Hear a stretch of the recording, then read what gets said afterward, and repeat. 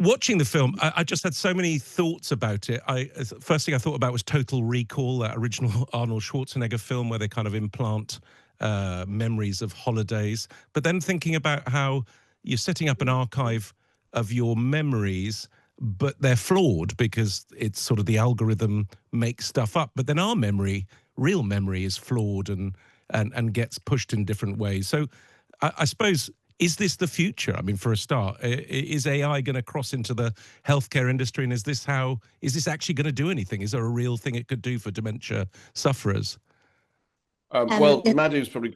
So I'm just going to interrupt Madhu before she answers that because and it is actually in the film at the end, there are some bits of information. And I thought just before we finished it, I wonder if this is actually happening. And then I Googled it, and yes, various companies are already suggesting that they could fill in fragmented memory using AI. But I'll pass over to Yeah, Madhu, who will know more about let, it.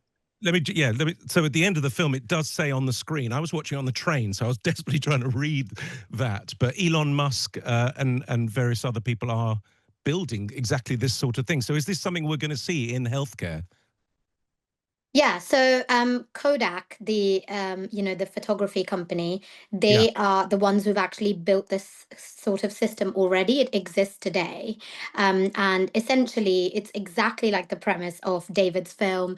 It kind of generates memories based on the patient's own prompts. So if I have dementia, I can sort of say, I remember vaguely having a horse when I was a child. Looked a bit like this, and it starts to create these images, and then you and a trusted family member or a loved one can discuss further and get deeper into this memory.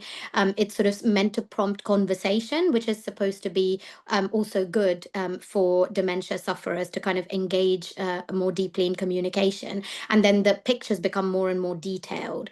And this is part of something that, in research they call reminiscence therapy. And it's essentially jogging the memories of those who are starting to lose them medically can help, even if it doesn't actually help them bring their memories back. It can help things like depression, and just their quality of life to feel that they can remember things from their past. So yes, this is the present, and I think it's sort of a symbol of why we make these films at the FT. It reflects reality, but it's told in this really sort of emotional way.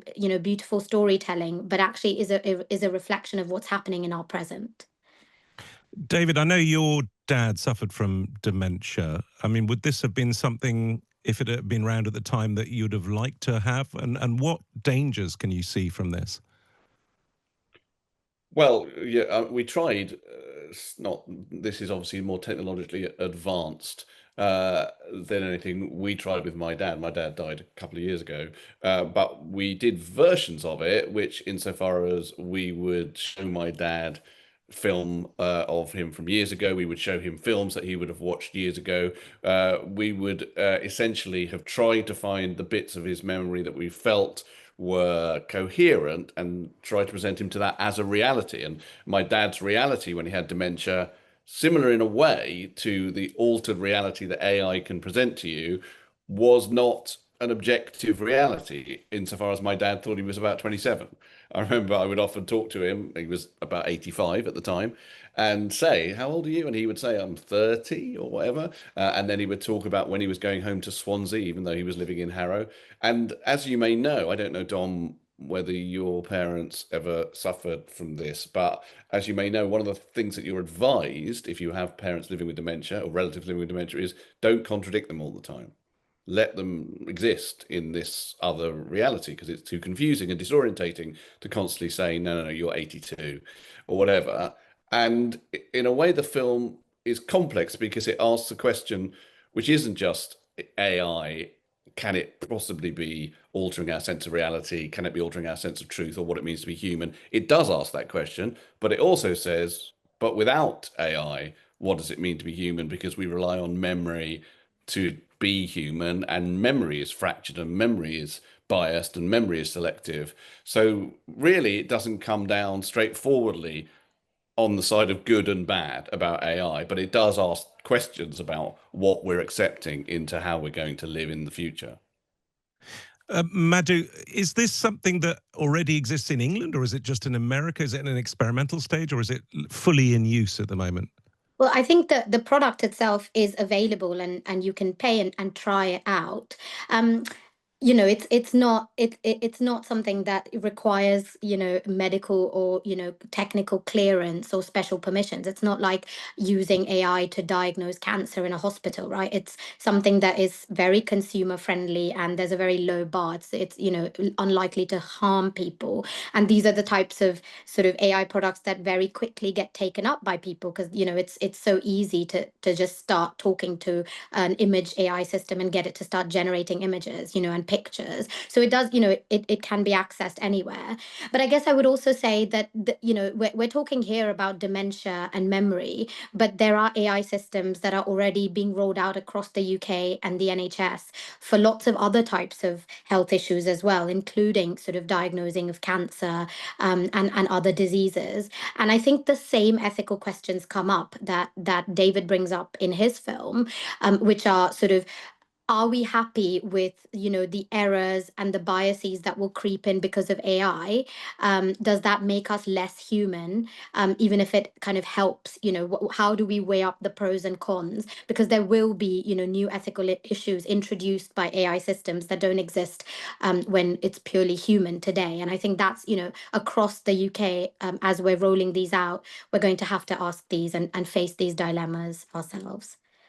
David, if I can But ask I just you, wanted to add, yeah, go on. sorry, I was just going to add something else, which is more about it as a film, but does relate to what we're talking about, which is, we were very lucky to get Gemma Whelan and Stephen Fry in it. And actually, Stephen Fry, who has written a lot about AI, is very interested in AI, wanted to play it very quickly. I sent him the script, and about 7 minutes later, he wrote back and said, "Yeah, I want to do this." And I think one thing that's really interesting from that point of view is that Stephen is thought of as very, to quote, to coin a phrase, as very mentia, right? As someone who's very clever, whose brain is very robust, and blah blah blah. And so therefore it was very interesting and moving.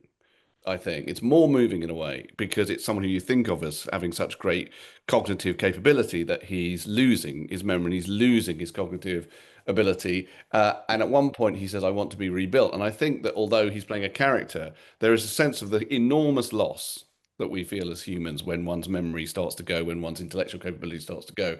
And so you desperately want to find this way of fixing it. That we all want these things. We all want the transhuman capability, but it does come with a lot of caveats about what does this mean that we're doing this to ourselves. And so I'm just kind of saying that I think the film, just as a film, works on that level because partly because we've got such brilliant actors in it and it's telling that particular story.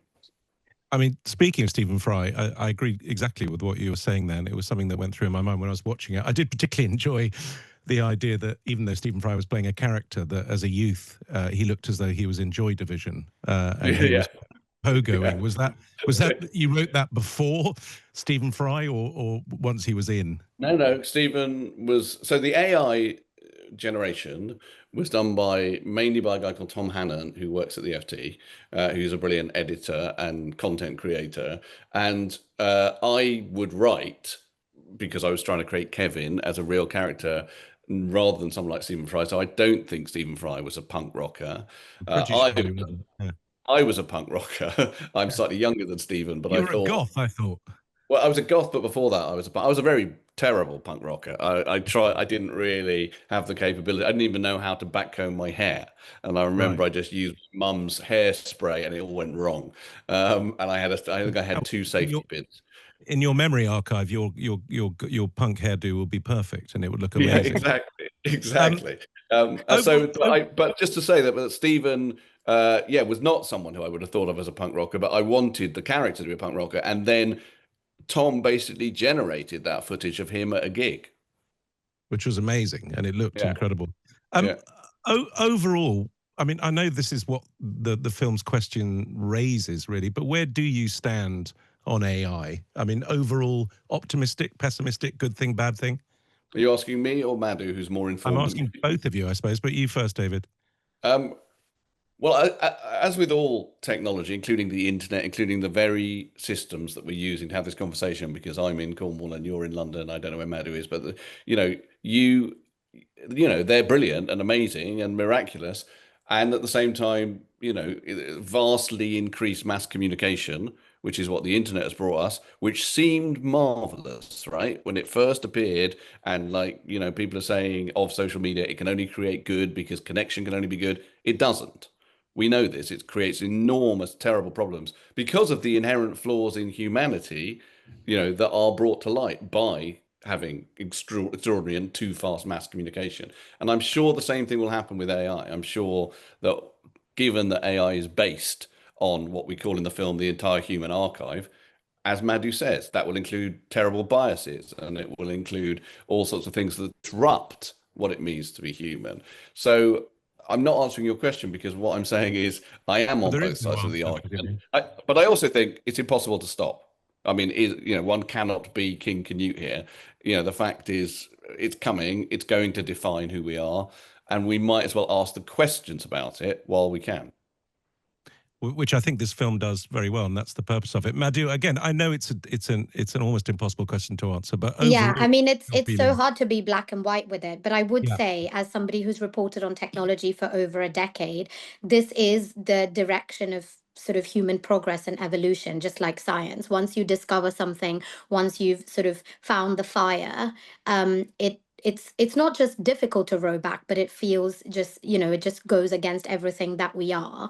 And if you do, and you know, I actually asked David the question you did a couple of weeks ago, would you have wanted this for your dad? And it's what I asked myself when I watched the film. Would I, despite having reported on all the negative repercussions of AI, would I have wanted this for somebody I love? And it's always going to be yes. If there's anything that can help them, yes. But not as it is, and not just you know, in the hands of large tech companies, because we know that then there will be a fall. This has to be a societal you know, a decision, and we've got to have these discussions. But I think that's why film and kind of creative viewpoints and standpoints are really important to have as part of the conversation. So the future of AI is bright-ish, but worst case scenario, we can change our memory of it, maybe. Who knows? Yeah. Listen, I really, really enjoyed this film, David. I thought it was great. So Thank you so David much, Baddiel, thank Dom. you very much. Madhu Murgia, thank you very much for joining us.